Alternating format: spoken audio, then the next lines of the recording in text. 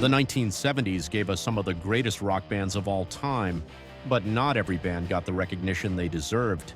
Some rocked hard, influenced generations, yet vanished without a trace. Let's take a nostalgic journey through 10 incredible yet forgotten rock bands from the Golden Age.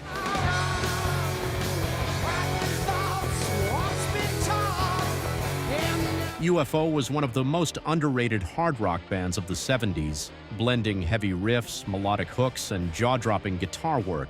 Formed in 1968, their early albums leaned towards space rock, but with Phenomenon in 1974, they shifted to a hard rock sound. Songs like Dr. Doctor and Rock Bottom showcased the incredible talent of guitarist Michael Schenker, whose blistering solos influenced future rock legends like Kirk Hammett of Metallica. Despite releasing classics like Lights Out in 1977 and Strangers in the Night in 1979, U.F.O never reached the same heights as Led Zeppelin or Deep Purple. Constant lineup changes and management struggles kept them from superstardom. Yet their legacy lives on through their influence on the new wave of British heavy metal movement. A true unsung hero of 70s rock, U.F.O deserves far more recognition. Just give me more. I'll make a minute off the floor. The Dictators were the band that should have been huge but never quite fit in anywhere. Blending hard rock with a sneering punk attitude, they were loud, brash, and way ahead of their time. Formed in New York in the early 70s, they played like a mix of the Stooges and early Ramones, but with a dose of humor and absurdity. Their 1975 debut, Go Girl Crazy, was a riot. Songs like Two Tub Man and Weekend had the energy of punk before punk was even a thing. So why didn't they make it big? They were too raw for mainstream rock and too rock and roll for the punk elite. Later albums like Manifest Destiny in 1977 proved they had the chops, but success remained out of reach. Still, their rebellious spirit shaped punk's future, even if they never got their due. Before we dive into the Feelies, you know what would give me that ultimate feeling? Watching this channel hit 1,000 subscribers in record time, just putting it out there.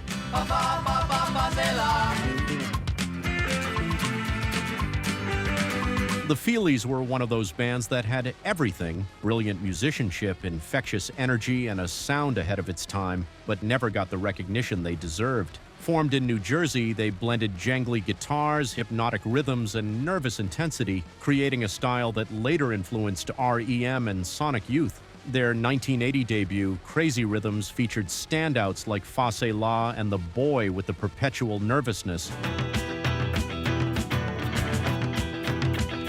Full of frantic strumming and relentless grooves. So why didn't they break big? They were too quirky for mainstream rock and too early for the alternative boom of the 80s. After a long hiatus, they returned with The Good Earth in 1986, with tracks like Slipping, Into Something, showcasing a mellower but still unmistakable sound. While they never became a household name, their legacy lives on in the DNA of indie rock.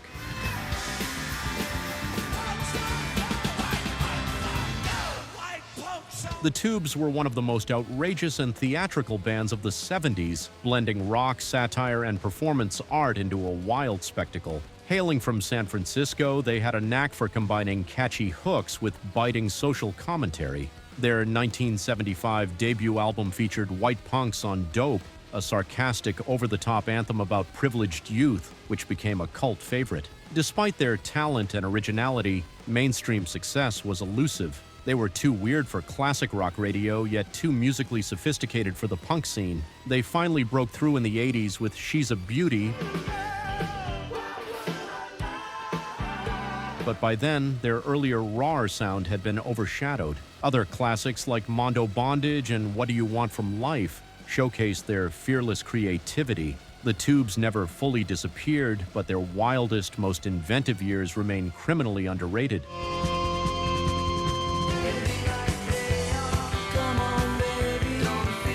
Blue Öyster Cult had everything a great 70s rock band needed: haunting melodies, blazing guitar work, and an air of mystery. Known for their mix of hard rock and cryptic sci-fi inspired lyrics, they created some of the most unique rock anthems of the decade. Their 1976 classic Don't Fear the Reaper became their signature song with its eerie atmosphere and unforgettable guitar riff. Other standouts included Burnin' for You,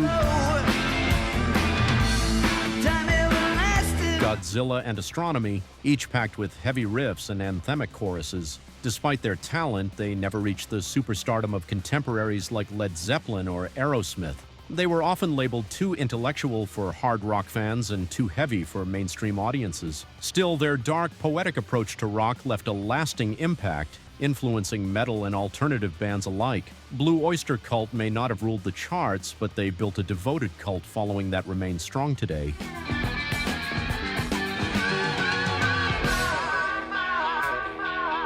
April Wine might just be one of the most underrated rock bands to come out of Canada. Blending bluesy hard rock with melodic hooks, they had all the ingredients of a classic arena band but never quite got their due. Formed in the late 60s, they hit their stride in the 70s with albums like Harder, Faster and First Glance, producing killer tracks like Roller, I Like to Rock, and Say Hello. Despite their polished sound and radio-friendly anthems, they struggled to break through internationally. They had some success with Just Between You and Me in the early 80s, but they were often overshadowed by bigger names in the rock scene. Those who discovered them, however, knew they had something special: tight musicianship, powerful vocals, and songs that deserved more recognition. For those who love pure, no-frills rock, April Wine is a hidden gem.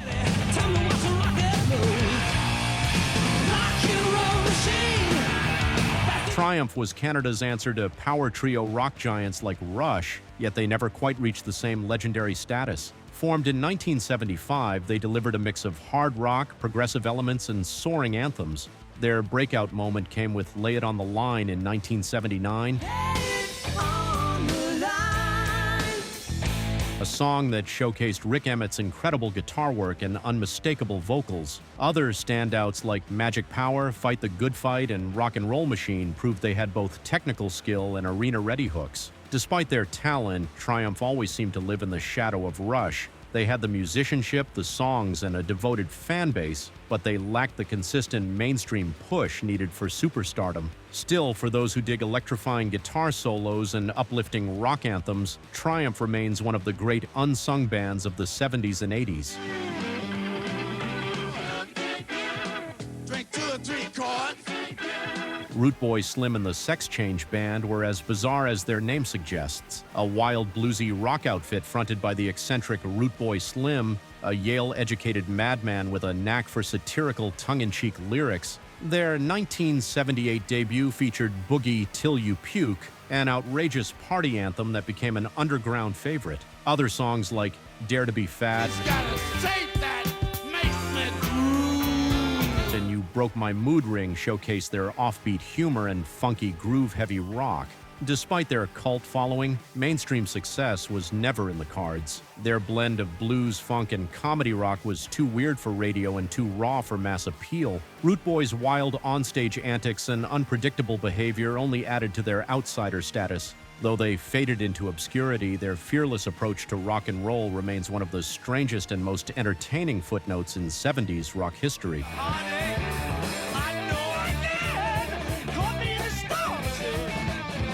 Sir Lord Baltimore was one of the earliest bands to truly embrace what would later be known as heavy metal. Formed in Brooklyn in the late 60s, they played loud, fast, and unapologetically heavy, so much so that some critics credit them with pioneering the genre. Their 1970 debut album, Kingdom Come, featured thunderous tracks like Master Heartache and Helium Head, filled with blistering guitar work and relentless drumming. Despite their groundbreaking sound, the band never found commercial success. Their music was too aggressive for mainstream rock at the time, and poor promotion didn't help their case. By 1976, they had disappeared entirely, yet their raw power and high-energy playing laid the groundwork for countless metal and stoner rock bands that followed. Though they vanished without a trace, Sir Lord Baltimore's legacy as a proto-metal powerhouse remains undeniable. We move the way we do. There'll be thousands of us. Thousands of gods, thousands The Godz were the definition of rough and rowdy, no-nonsense rock and roll. Hailing from Columbus, Ohio, they had a biker rock aesthetic and a rebellious attitude that made them stand out. Their 1978 self-titled debut, released on Casablanca Records, was packed with gritty, fist-pumping anthems like Gotta Keep a Runnin' and Candy's Going Bad.